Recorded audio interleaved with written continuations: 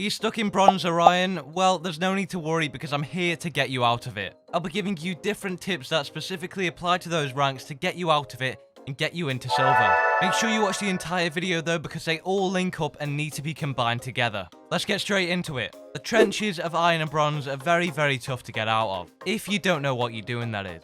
As in there, you'll find Sage mains entry fragging, Jet mains lurking and being in the most weird places in the entire map, and I have felt your pain. Rule number 1 is to expect the unexpected. There's a very good reason why high elo players can't comprehend the plays that bronze and iron players make, because it is quite simply a very weird and unpredictable play. It's cliche, but you should always remember that you are never safe looking round a corner. Expect someone to come from behind, expect someone to be lurking in mid. You have to become one with the bronze and iron players. You have to turn your mind off and start thinking like one too. For example, on Haven in the garage, if you're holding it on defense and a bronze or iron player comes on through, they're going to very easily expect you to be there. It's going to be easy for them to push in because that's what happens in low elo. In higher elo, that will be a harder play to break down. Sitting in the corner over here is a more unexpected play. The differences in high and low elo in terms of game sense is massive. Which leads me on to the next rule is always check your corners. If you're in low elo in bronze and iron, you're trying to get out of it. If you're not checking your corners, you are going to pull your hair out.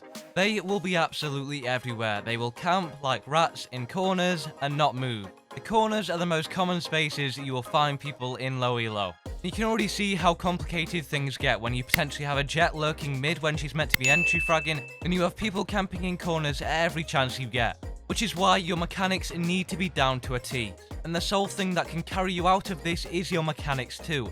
If you have strong mechanics and work on them, you can get out of it. Game sense and other factors of the game are still important, but quite frankly, game sense isn't going to be breaking down different strategies in terms of what they're going to do next, whether they'll use this play, whether they'll use this high tactical play, because no one uses tactical plays in iron and bronze. The game doesn't function like that in that elo. They'll do what feels right, and if a Sage wants to entry frag, she's gonna entry frag. Combining the tactic of checking corners, improving your mechanics works really, really well. And if you are looking to improve your mechanics, one of the best ways to do so is the range, aim trainers, and also deathmatch. A little tip for those of you in bronze and iron when you're trying to get out of it and improve your mechanics in deathmatch is simply to play it for mechanics purposes and also checking corners. What I mean by this is when you're in the deathmatch, clear the different corners as if you're in a game situation. There could be an iron or bronze player camping in any corner. You want to practice clearing it and getting onto site. Simply having a basic warm-up routine that you do before you hop onto every game can really help improve your mechanics over a long time and also get rid of inconsistencies. Aim trainers like AimLab or Kovacs are great options. Pick your choice and go with that. But in bronze or iron, an aim trainer isn't really needed. Simply deathmatch works the best here. The main thing is trying to pick something that you enjoy and isn't too boring for you, but you're also pretty good at and have a lot of room to improve at. Your crosshair placement is massive to look at here. Make sure that it is height level, because the crosshair placement is going to help you to adapt quickly to an enemy's position instead of it being on the ground. That is also probably the biggest thing I saw when spectating my teammates in that elo. Sometimes it was almost as if you wanted to look at the grass. And if you are looking for a certain amount of time to be practicing or simply warming up, around about 15 to 30 minutes usually works, but it depends on personal preference and it can depend on the day and the mood you're in. The main thing is making sure that you feel confident when going into the game. The next rule is find some teammates. You can't be playing with randoms in this elo. In higher elo, it is usually often more enjoyable and better to play with 2 to 3 players. However, in this elo, you want to be getting as many players on your team as possible. Now, the reason it might be easier and potentially more enjoyable to play with 2 or 3 players on your team that you know when you are going to be playing in higher elo is simply because it puts you up against other players who are also trio queuing or duo queuing. Then you'll usually have 2 or 3 other randoms who are of a similar rank to you. The way the rank system works is that if you are 5 stacking, you are also going to play against another 5 stack. If you are going to be 4 stacking, you will also play against another 4 stack. From what I've learned from other high elo players, is that often that isn't the best idea simply because you're playing against 5 extremely good players. Having those 2 other randoms on your team makes it a lot easier. Not only are the 2 other randoms on your team more capable because they're also a high rank themselves, but also you aren't going to be playing against a 5 stack, you're playing against other 3 stacks or even duo queuers. And you might be wondering, well, isn't that a good idea to do so in lower elo too? Duo queue so I don't have to play against 5 stacks? Well, that's where you're a little bit wrong. The best option is to find as many teammates as you can who you know, or a 5-stack. And if you are looking to find teammates, we do have a channel dedicated to that in the Discord, and there will be a link down below in the description if you want to find some teammates to play with. There are over 600 members in climbing, so there's a lot of opportunity for you there. The reason why 5-stacks are the best because you'll also be playing against other 5-stacks in bronze and iron elo. And usually they aren't going to be the best because it's low elo. You'll have a much higher chance of beating them if you feel you're good enough.